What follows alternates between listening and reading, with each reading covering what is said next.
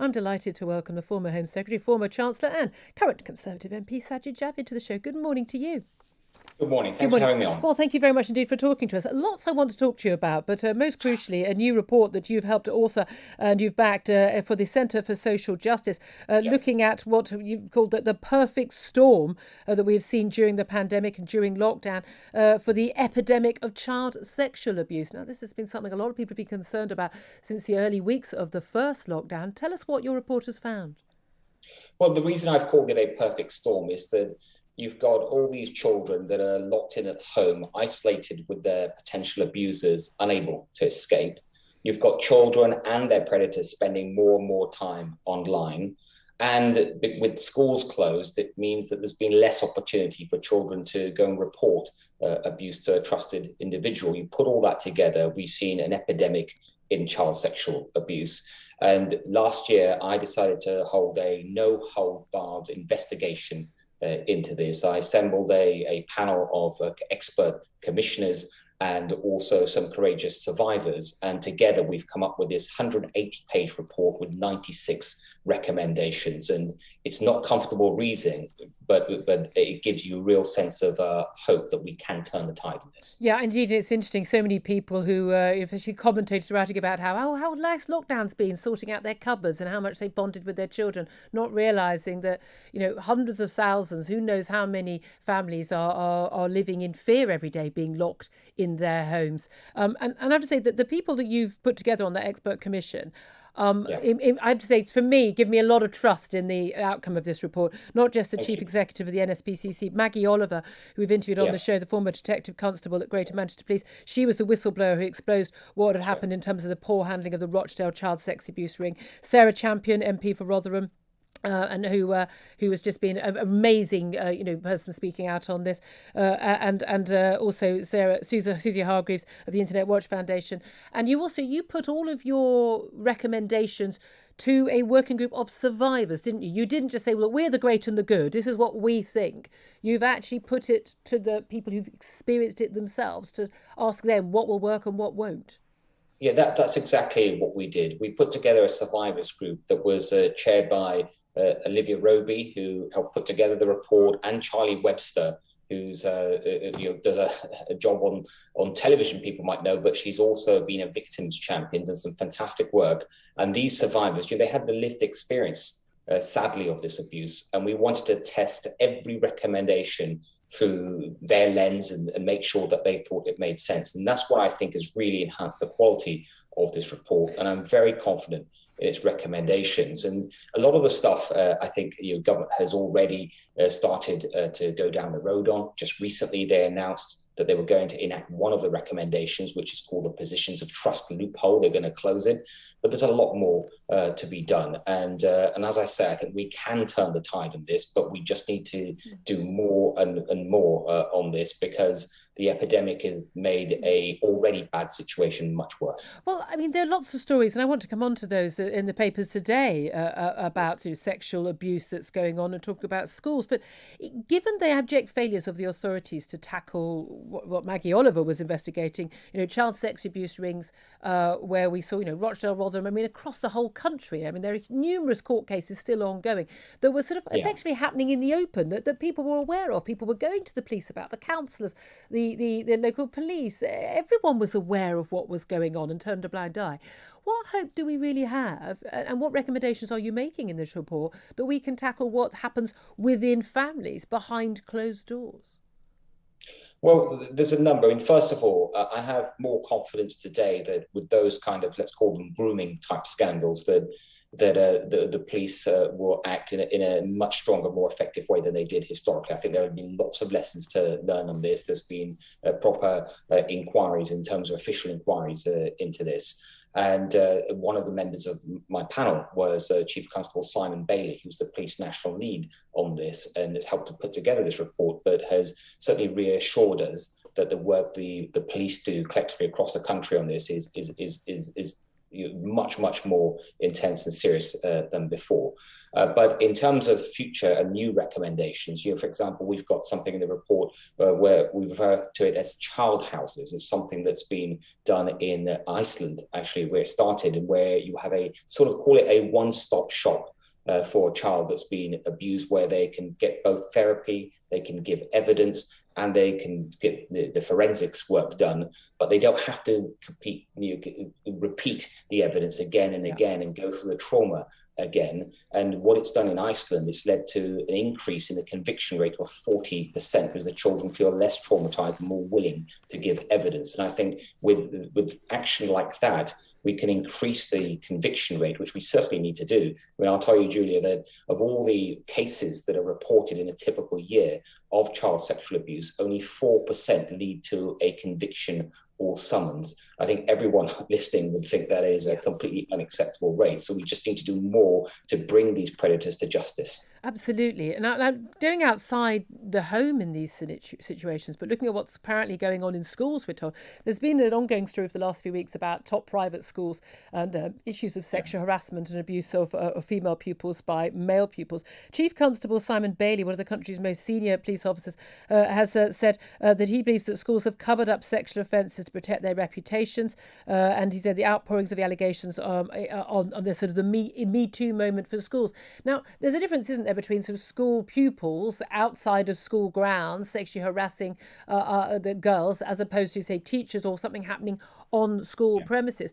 Are you concerned about this when you were Home Secretary? Was this something that was raised with you ever?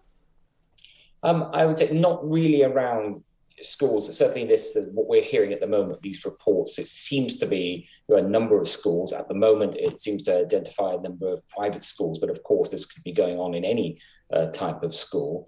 But I think what Simon Bailey has said on this already is right. First of all, I'm pleased that police are taking it so seriously.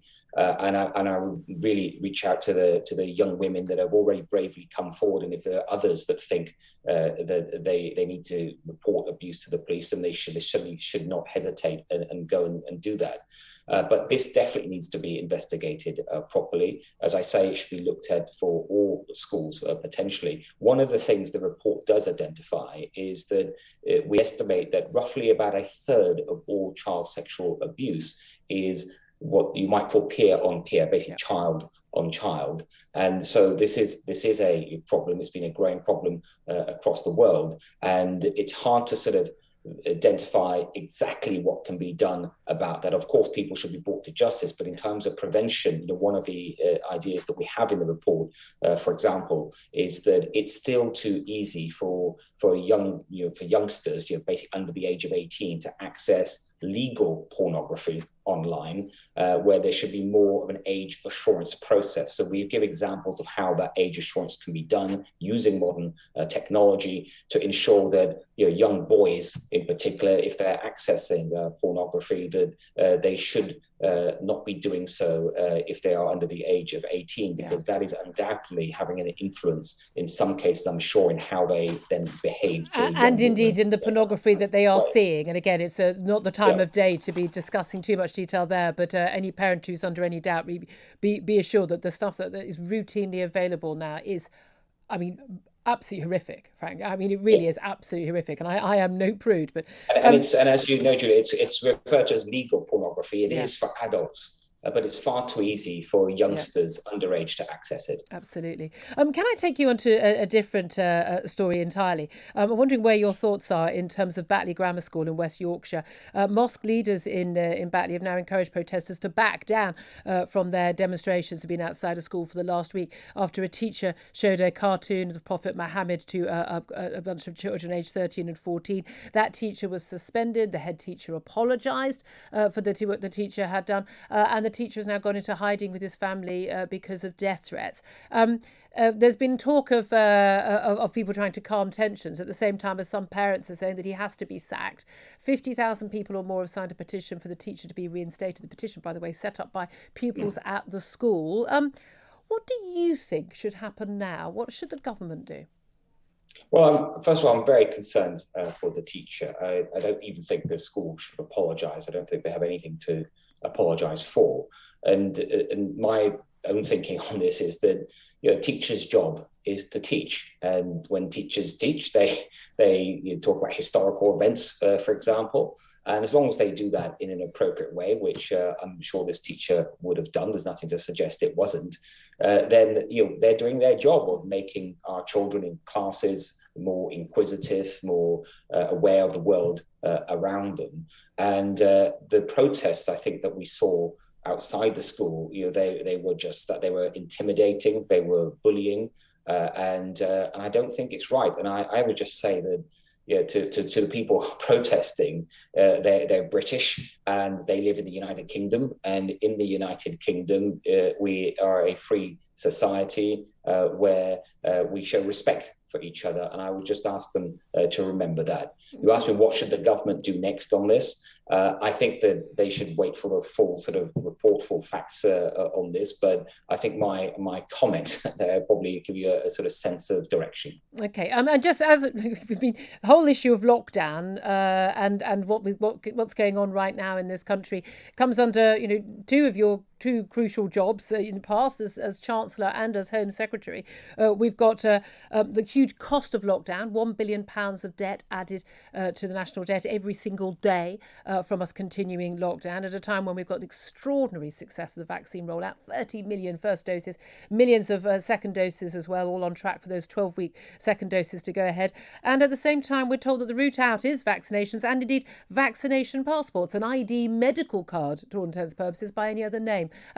First of all, do you think that we should have vaccine passports? And secondly, should we be easing lockdown sooner?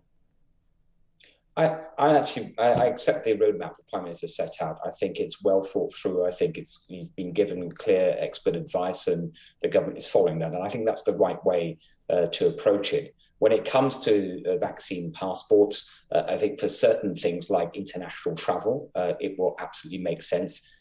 Broader than that, I just think the facts need to be looked at very carefully, and also needs to be discussed with hospitality and other sectors as well. But overall, I think that it's clear that the UK has done exceptionally well when it comes to vaccinations. Of any large nation, we are leading in the world. And a lot of that is down to all the people involved. But also sometimes I think we don't give government ministers enough credit for the work they do. And something like this, where it has gone exceptionally well, I think the government deserves credit for having the world's leading vaccination policy, which is absolutely going to help us come out of lockdowns and go back towards a new normal, much sooner than any other country. Well, you'd think that. I think that's what our hope was. And we've always given credit on this front. I think it's been a magnificent success, the vaccine rollout. But coming back to the vaccine passport issue, I mean, you're a Conservative and a free marketeer to your very bones, Sajid. Is it a really Conservative, a free market thing to do, to say that someone has to produce their personal private medical records in order to purchase services in this country?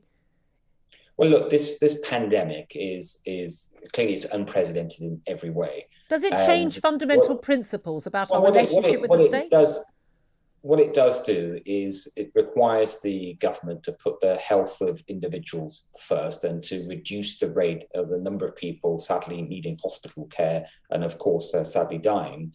And once I think people can get more confidence that that policy of getting people out of hospital, stopping them from going in the first place is working, I think people then feel more confident to go out and about and about their regular business as well. So, if you're asking me, has the government been right to put public health first? I think they have been, and we're not the only government that's tried doing that. Other governments doesn't make it the right policy. Well. But you would be happy for a Conservative government that you support as a backbench MP now to introduce ID cards by the back doors containing people's personal medical history. You're happy with that? Well, I wouldn't use the same description that you've put. But what are they? That's what they are, isn't it? The back door. Because first of all, as far as I'm aware, there are no concrete plans at all to do that. It is a moving, fast developing situation. Of course it is. But I don't want to jump to any conclusions. And as you say, I'm not in the government at the moment, and that means that I'm not privy to the same detailed expert opinions that my colleagues in government would have. And one thing I have learned is not to be an armchair critic and just sit there and say, look, they should have done this and shouldn't have done that when I don't have the full facts. Okay, well, we'll get you back on when we do get the full facts. Sajid Javid, always good to talk to you.